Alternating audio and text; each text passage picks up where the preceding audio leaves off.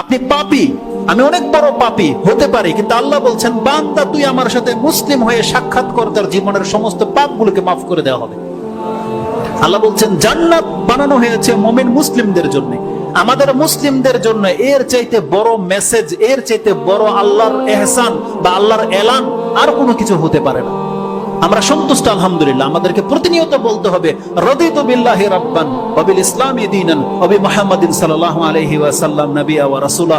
আল্লাহ আমি তোমাকে রব হিসেবে পেয়ে সন্তুষ্ট, আমি আমার ধর্ম ইসলাম পেয়ে আল্লাহ সন্তুষ্ট, এবং মুহাম্মদুর রাসূলুল্লাহ সাল্লাল্লাহু আলাইহি ওয়াসাল্লামের মতো একজন রাসূল পেয়ে আমি সন্তুষ্ট।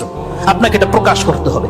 যেই ব্যক্তির অন্তর এমন যে আল্লাহকে রব পেয়ে সে সন্তুষ্ট, দিনে ইসলাম পেয়ে সে সন্তুষ্ট, আপনি ইসলামের বহু কিছু হয়তো মানেন না, কিন্তু আপনি মুসলিম, এটা প্রাউড ফিল করেন, আপনি গর্বিত হতে পারে, এর কারণে আল্লাহ আপনাকে জান্নাত দিয়ে দিবেন।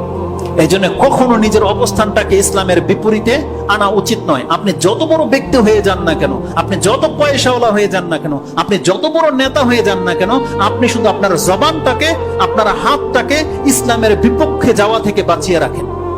আপনি যদি মুসলিম হন, আপনার কত শত পাপ আছে, আপনার সেই পাপ সহ আল্লাহ আপনাকে জান্নাত দেবে। যদি আপনার পাপ এমন হয় যে কিছু কালের জন্য আপনাকে জাহান্নামে যদি ফেলতে হয়, আল্লাহ ফেলবে, কিন্তু আল্লাহর দয়ায় আপনাকে মুসলিম হওয়ার কারণে সেখান থেকে উঠিয়ে নিয়ে আসা হবে। এই বর্ণনা কোরআন হাদিসে যথেষ্ট রয়েছে।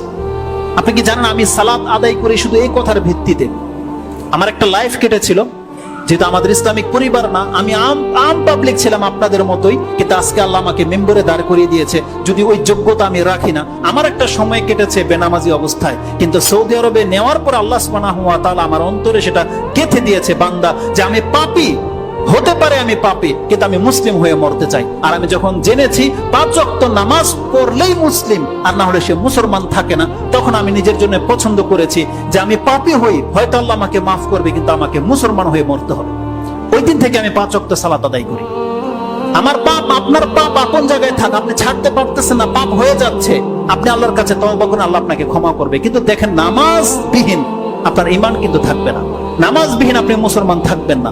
অতএব আমাদের মেসেজ থাকবে জাতির কাছে এটা, আপনি অন্তত 5 ওয়াক্ত ফরজ নামাজটাকে ঠিক করেন, আপনি আগে মুসলিমের খাতায় আপনার নামটাকে লিখান, আপনার বিচার হবে। আর আল্লাহ বলেছে আমি যার বিচার নেব সহজ ভাবে, তাকে আমি আল্লাহর রহমতে মাফ করে দেব। আর যারা নামাজ পড়ে না, বলা হয়েছে তারা কাফের, মুসলমানই না, তাদের হিসাবই নাই, বিনা হিসাবে জাহান্নামে ফেলে দেওয়া হবে। ওটার চাইতে বেশি বেটার নয়? আপনি দুনিয়াতে রং তামসা করেছেন, কিন্তু মুসলমানের খাতায় আপনার নাম রয়ে গেছে, আপনার চাইতে ভাগ্যবান কে আছে? আপনি শিরিক করা থেকে নিজেকে বাঁচিয়ে রাখেন। এমন কোন কাজ আপনি করবেন না যে কাজ করলে ইসলাম থেকে আপনি বেরিয়ে যাবেন। এটা যদি আপনি না করেন, আর ইসলামের মধ্যেই যদি আপনি থেকে যান, রাসূলের স্পষ্ট বাণী, রাসূল বলেছেন আলা, তোমরা ভালো করে জেনে রাখো, লা ইয়াদখুলুল জান্নাহ, জান্নাতে কেউ ঢুকতে পারবে না ইল্লা মুসলিমাতুন, ইল্লা নাফসুন মুসলিমাতুন। রাসূল বলছেন কেবলমাত্র মুসলিম ছাড়া, মুসলমান, রাসূল এই কথাটা বলেছেন, মুসলমান ছাড়া কেউ জান্নাতে ঢুকতে পারবে না।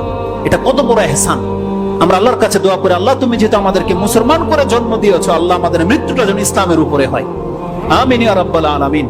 আল্লাহ এমন কোন কর্ম যেন আমরা না করে ফেলে, শয়তান যেন আমাদেরকে দিয়ে ওই কাজগুলো না করাতে পারে যেই কাজ করলে আমাদের ইসলাম টিকে না। আল্লাহ আমরা তোমার বান্দা হয়ে বাঁচতে চাই, আল্লাহ তুমি আমাদের ঈমানকে তোমার রহমত দ্বারা তুমি হেফাজত করো। আমিন ইয়া রাব্বাল আলামিন।